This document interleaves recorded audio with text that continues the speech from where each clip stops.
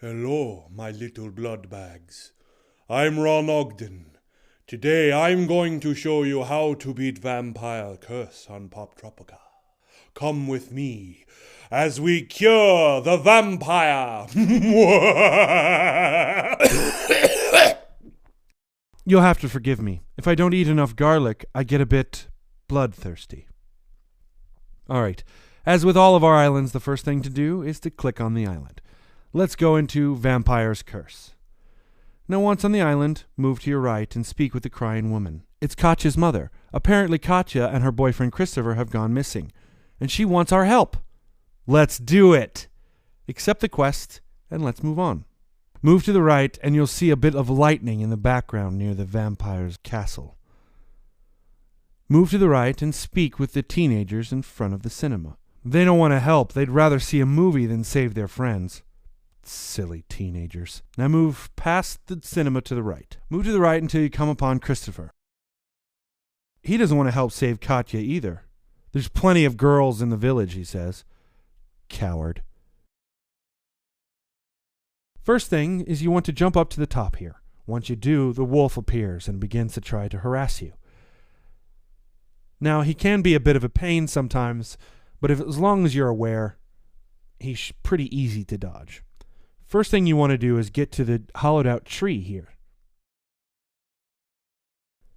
When you enter the tree, you'll make a note that perhaps you can use these branches to help fend off the wolf. Move to the right, jump over the large bramble pit, and climb the stairs all the way to the top. Use the rope to jump to the broken bridge until you see these vines.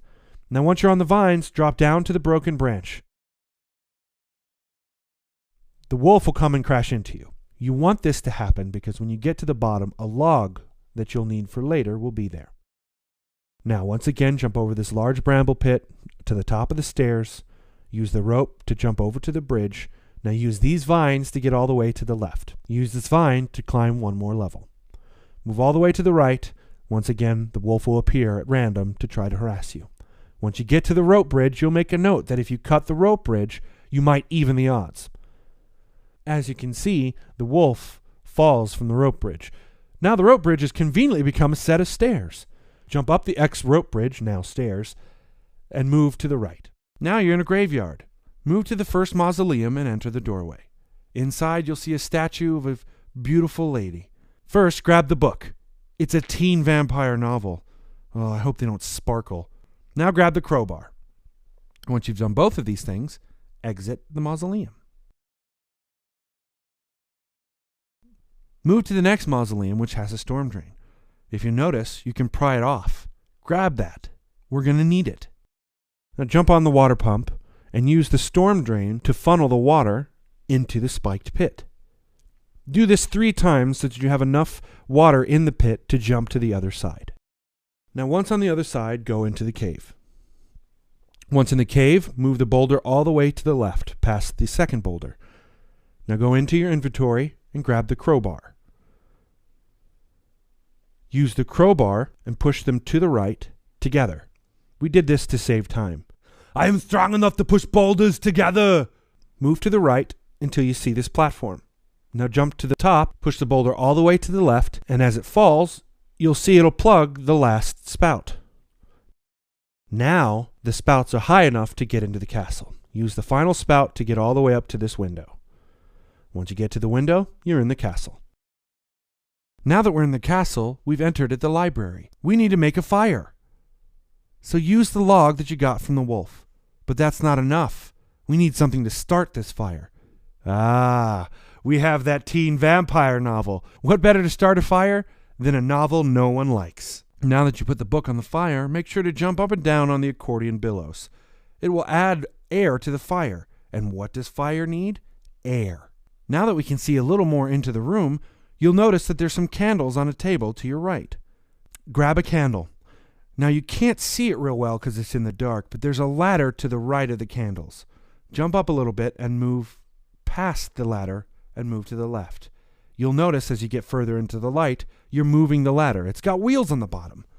Move it to the left of the fireplace. Make sure to run in front of the fire to light that candle wick. and use it to jump up to the first chandelier. Now we have 4 chandeliers here that we've got to light.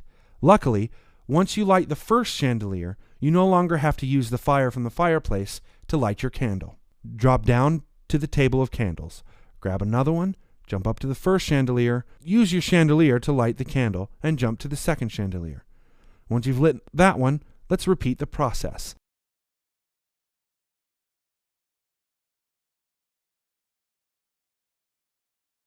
Well, that's odd. That tiger head's missing an eye. Weird.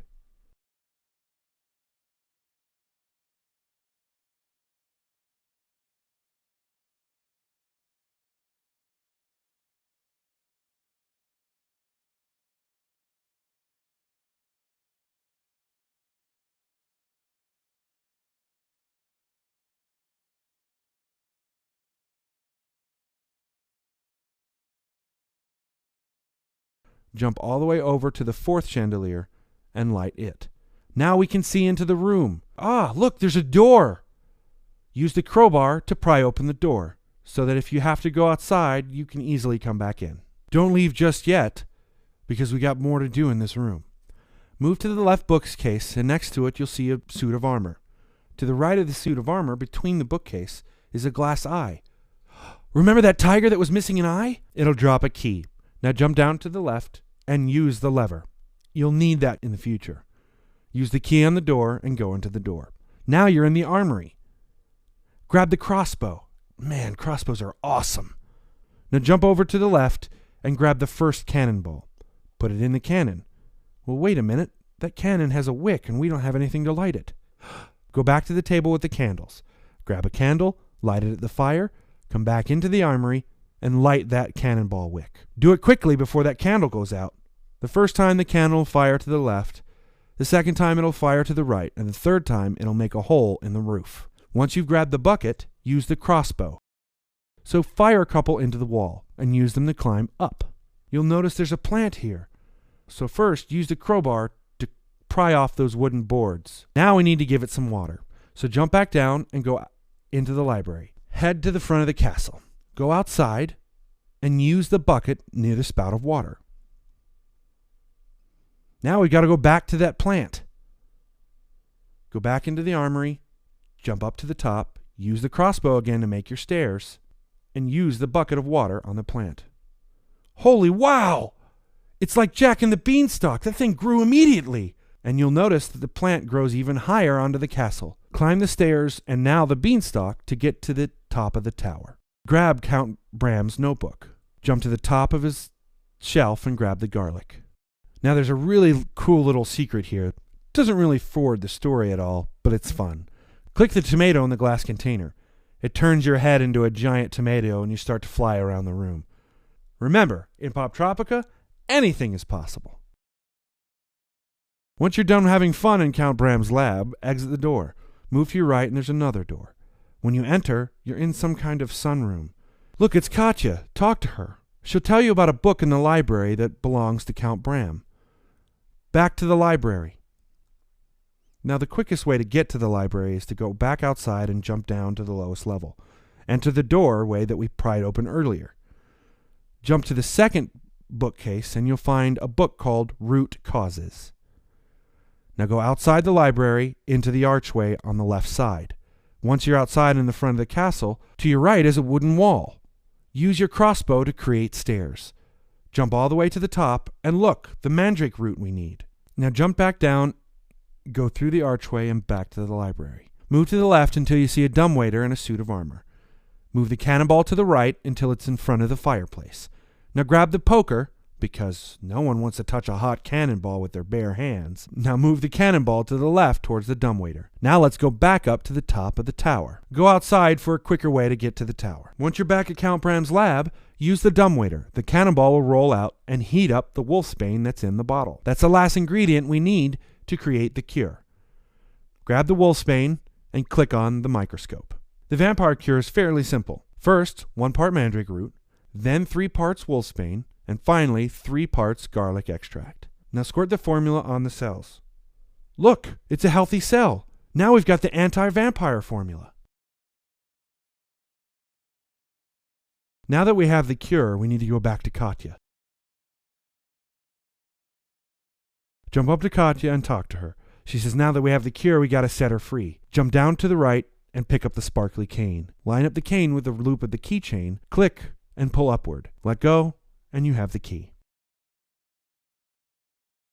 Now go back up to Katya and release her.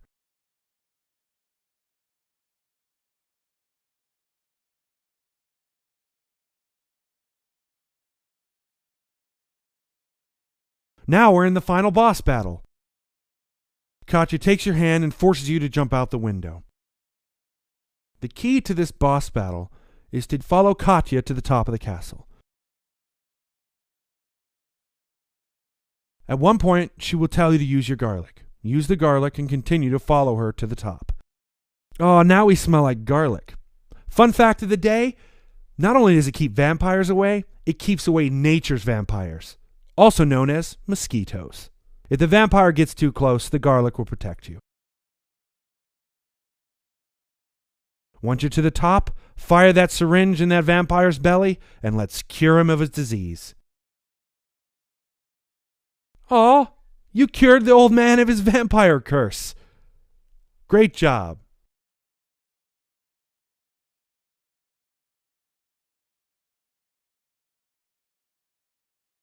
Wear your medal. You deserve it. It itches.